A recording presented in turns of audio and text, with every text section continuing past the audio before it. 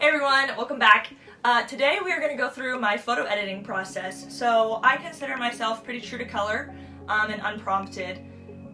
True to color just means that what you see is what you get. I don't try to do anything crazy with the hues or the saturation. And then non-prompted just means that I don't pose my subjects. I'm really more of a documentary style photographer and videographer. I just want to capture the moments. I truly think that photography and videography is magic. I have no concept of how I take what goes into that lens and turns it into something digital that comes out on the back end, but I just know that it works. So that's how I treat posing and prompting. I just show up and tell the truth. That's something that has really helped me with my comparison syndrome struggles, is knowing that I'm just there to tell the truth. It's not my job to be the center of attention. It's not my job to make it look good. It's not my job to make it get Instagram likes.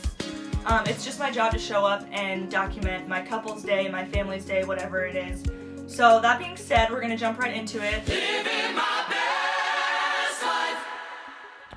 Okay, so this is how I typically edit my photos. I do shoot in RAW if I'm doing professional photos, just because I have noticed that it makes a difference when you start to color grade and you start to mess with lighting. So this is a senior sports session that I shot earlier this fall.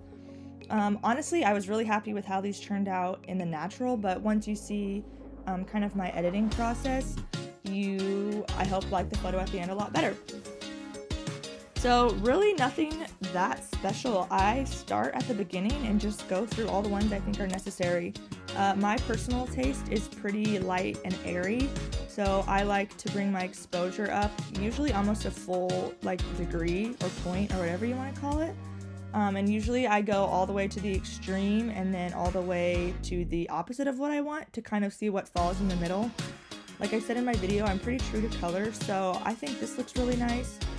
You can see every detail. She's really well lit up. She stands out from the background.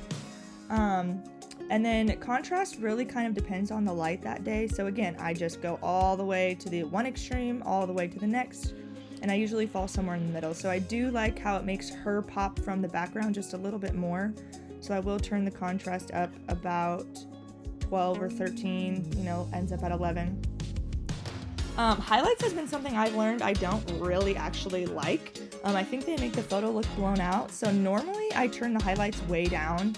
I just think it makes a matte photo and a matte finish, and I seem to really like that. So I actually wouldn't mind turning the highlights all the way down. And then just to be sure, I go to the other extreme. See how white she looks? I think it just accentuates the bright, harsh light more than softens it. So normally I do like to turn the highlights all the way down. I probably won't go all the way to 100 just because that seems a bit extreme to me, and I think the more extreme it is, the less natural your edit looks. So I'll probably set it somewhere around 50 just to kind of have a give and take. Shadows, there really aren't any shadows, so I probably won't do much. I might bring them up just a tad just to make it that much brighter. And then my whites, I usually just see what looks good. That kind of just depends on your lighting, on your settings, all that good stuff. So whites really don't change that much. This looks more blown out, so I don't love it. So like I said, not going to do much with it, probably just keep it at 10. And then I personally don't really like any of the darker colors, so I usually don't do anything with the blacks. I guess this time I kind of like them up, so I am going to keep them up. And then color balance. This is my favorite part. I am no expert at color grading, but I definitely have found what works for me. I do not like warm tones. Nothing wrong with warm tones. It's completely personal preference, completely personal opinion at this point.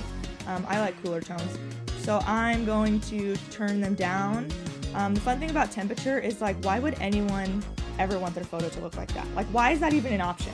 If anybody knows the answer to that question, please tell me, because I don't. Same thing with all the way on the top. Why would you want your photo to look like that? Why is this even an option in Lightroom? I don't even know. But like I said, so I shoot pretty true to my white balance. I'm a kind of stickler about shooting in Kelvin and making your Kelvin right when you shoot.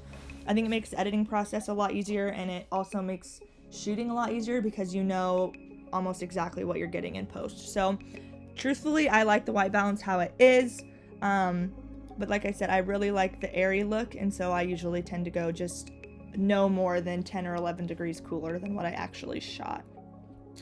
The green and pink, I probably won't have to mess with this time just because I did shoot in the white balance that I wanted to shoot in, but just a pro tip, if your photo is a little bit red or a little bit orange, try adding the green to it. So like I said, I don't really have to mess with the reds in this photo because they don't bother me, but if you did have some problems with redness, try to just add a little bit more green, and then pinks would be the opposite. So if you had more greens and more cool tones, you could add some warmth in by using this pink function. But like I said, I'm happy with this. I'm actually not going to mess with this at all. Vibrance is something I've really grown to enjoy. I think it adds a lot of life to the photo, so I do try to turn up the vibrance a little bit just to make all the colors pop without getting any sort of redness or orange or warm hue going on. I'm not a big effects girl. Every once in a while I'll add a little bit of texture, but for this particular photo, I don't think I need to. She's sharp, she's in focus, so I'm not going to add any. But for the detail, I do like to turn my sharpening up just a little bit. I don't know, probably for print's sake, but it's not like you really notice it when the photo's already, in focus. For my mirrorless friends, I have liked using the remove chromatic aberration and enable lens correction, especially if you're on a wide angle lens. I'm not in this case, so it doesn't do anything. But with enable lens correction, if you have any sort of a fisheye, which you won't even notice until it's too late, this gets rid of that fisheye effect. So if you want to start using that, that always helps. But that's pretty much how I would always edit. So that's what I get, and that's what I had. So like I said, it didn't really look like it needed a lot in the beginning, but once you get through the final process, I think it really gives it a individual look. I think it looks like my photos, it looks like my work, and I really, really like how this turned out. So that is how I normally edit photos. Like I said, nothing crazy, but it does get the job done, and I usually am always happy with this kind of style. And then along the way, you'll find people just like you who, So that's my editing process. It's really not that fancy, it's not overwhelming, and I don't intend for it to be. Like I said at the beginning, it takes a lot of pressure off myself and my shoots when I know that I'm just there to capture exactly what's going on. It's not my job to make it look aesthetic. It's not my job to make sure my couples look a certain way. I just want to show up and document their day, so that way when they look back on photos, they love it and they recognize themselves and they recognize who they were in that moment. So it's pretty simple, and I like it that way. I think a lot of us get stuck in the comparison syndrome of thinking one way of editing is better than the other, and that's simply not true. I have found the most success when I have been the most true to who I think AA Productions is. So with filming, with editing, with the types of clients I want to take on, like, you attract what you put out. And I heard that probably my second wedding season, and I agree with that 100%. If you want super dramatic, super dreamy couples, edit that way. If you want super simple, sweet, and images of grandparents at weddings that will make the brides cry, that's what you're gonna get. Like, what you put out is what you get. So I'm just really grateful that I learned that early on in the beginning, and I think it's really helped me stay true to who I am, as we go through this crazy process of starting our own business and marketing ourselves and posting and all that good stuff. So hopefully you enjoyed it. We'll have more content like that coming very soon. Hopefully you enjoyed it. We have more content coming like that very soon. I'm hoping to take you through my culling process, my editing process, my gallery process, and even my video process. So we'll see you soon.